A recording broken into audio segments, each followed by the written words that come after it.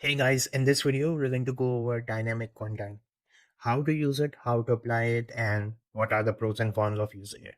So in order to create a dynamic content node, you need to go and create a send message node. And then from here, you need to click on the dynamic content and it will look something like this. And if you open it, you will see that from inside, it kind of looks like an external request. Now, there are differences between an external request and a dynamic content node, but the function is pretty much the same. In external request, what you are doing is you are making an API call to a server. The server sends the data back, and then you map that data into respective user fields.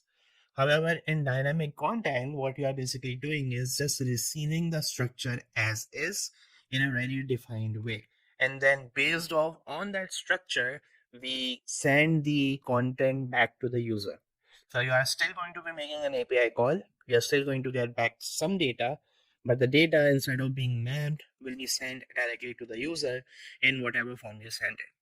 Now, let's take an example of this. So I have set up a mock server here, which basically makes a GET request and sends me some content. So if I click on test, I get some content back. So this is the structure that this node is going to consume.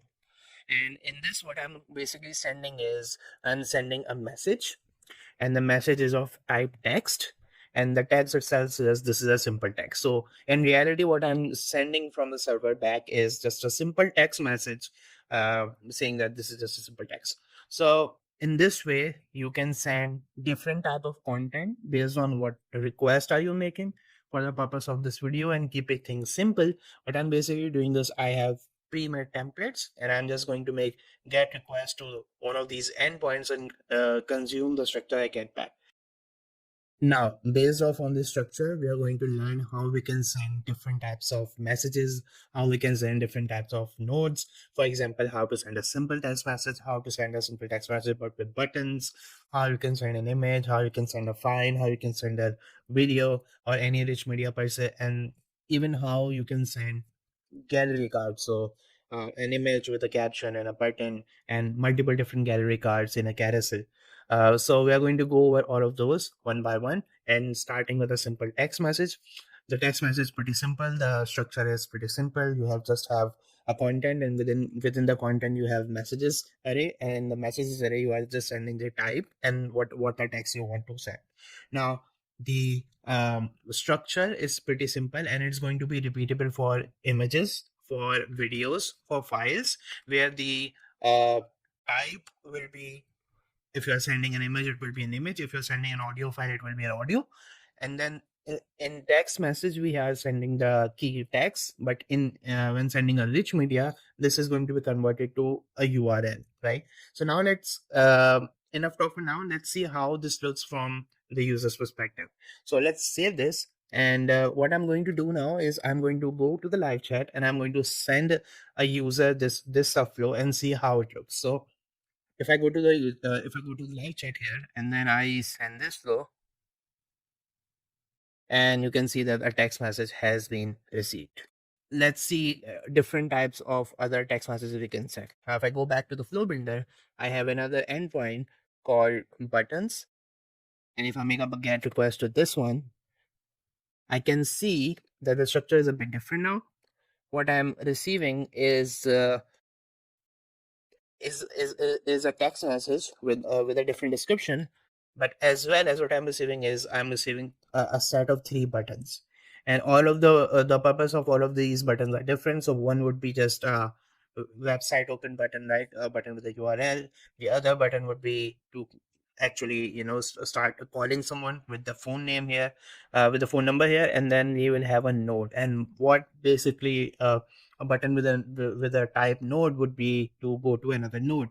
It can also be a flow. So in case of going to a particular node, you can go to a particular flow, and the target my content would be something like the name of the node itself, not the node NS, but the node name. So we have to make sure that if you have multiple nodes of the same name, try to distinguish them by having a different name for each. Otherwise, it's going to be a bit confusing. The API might not work as intended. But this is how it looks, a simple text message with three buttons. Now let's go back to the live chat and see how it looks. So if I click on save and then go back to the live chat and then send this, it will look something like this. So I have a simple text message with uh, button 1, button 2, and button 3.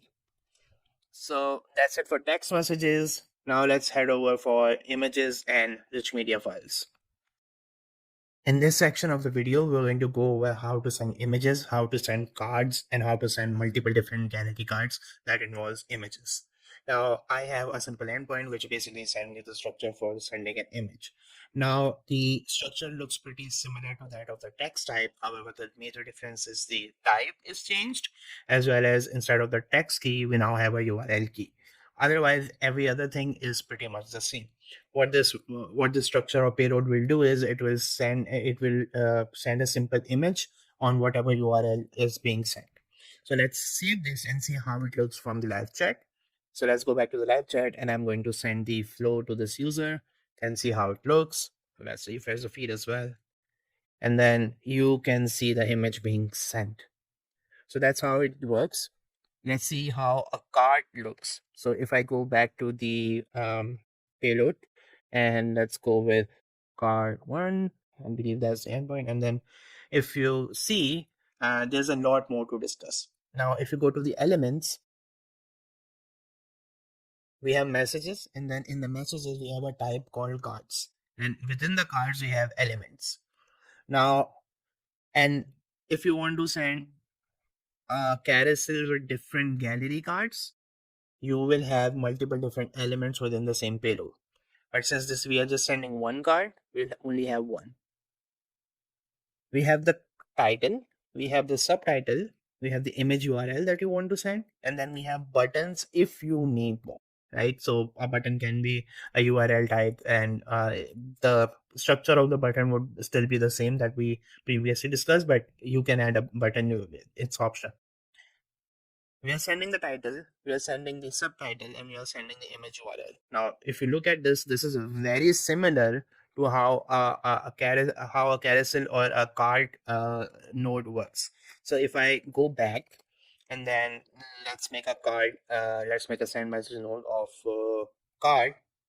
You can see that I have an image, and within that image I can have a square or a rectangle resolution, and then in here we have the main title, we have the subtitle, we can add a button, and then the image URL. So it is one-on-one mapping as a simple card. So let's go back to the payload once more and see how let's go over some of the other aspects as well.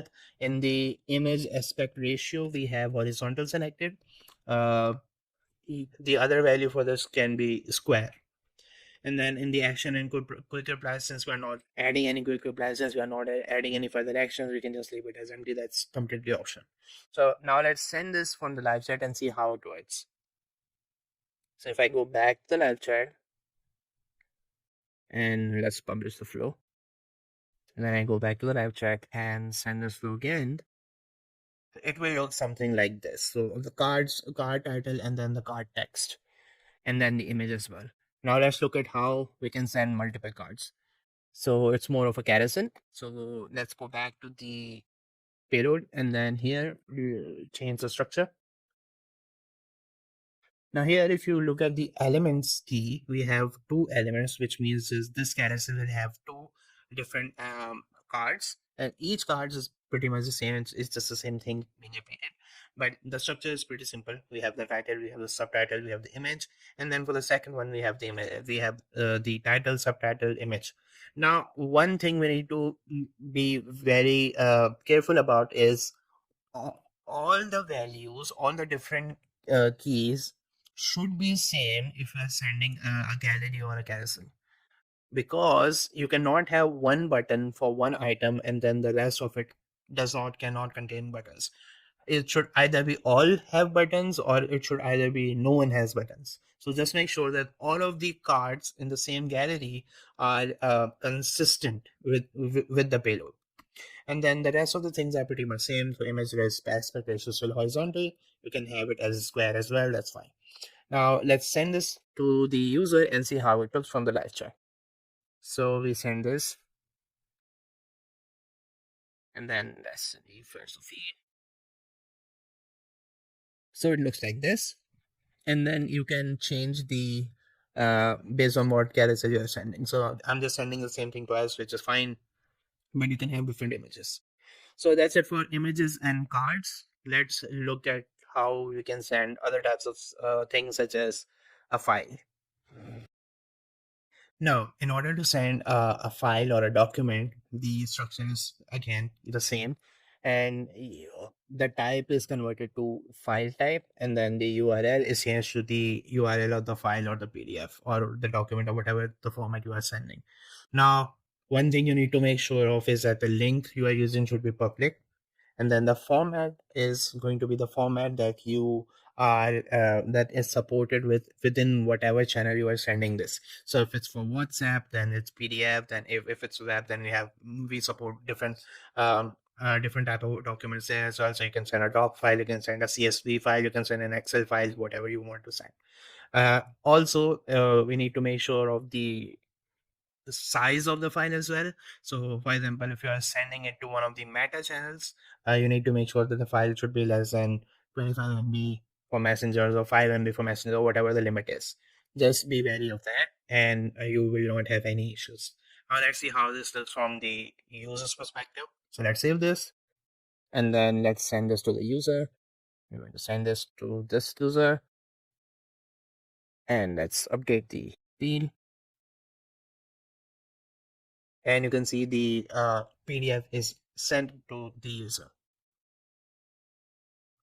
So that's it for this video. We went over all the different types of content you can send using this dynamic content, and ultimately what this feature does is it gives you a bit more flexibility based on whatever values you're going to send in the request to your server, and then it's really the job of your server to send back the structure. So as long as the structure is coherent, the structure is defined, you can send a lot of different you can send a lot of different data back. And what this will do is it will really simplifies complex logic heavy flow. So you don't need to have a condition node with 30 different conditions. You can just use this extended request to send the data uh, exactly how you want it for tailored for your user. So that's how it really simplifies complex flows, and it just saves you a lot of headache and saves you a lot of nodes. Also for developers, what it does is it provides an opportunity to change the data dynamically, so that way you have a lot of creative uh, muscles to flex. So that's it for this video. I hope you liked the video. If you have any questions, comment down below, and that's it. Have a good weekend.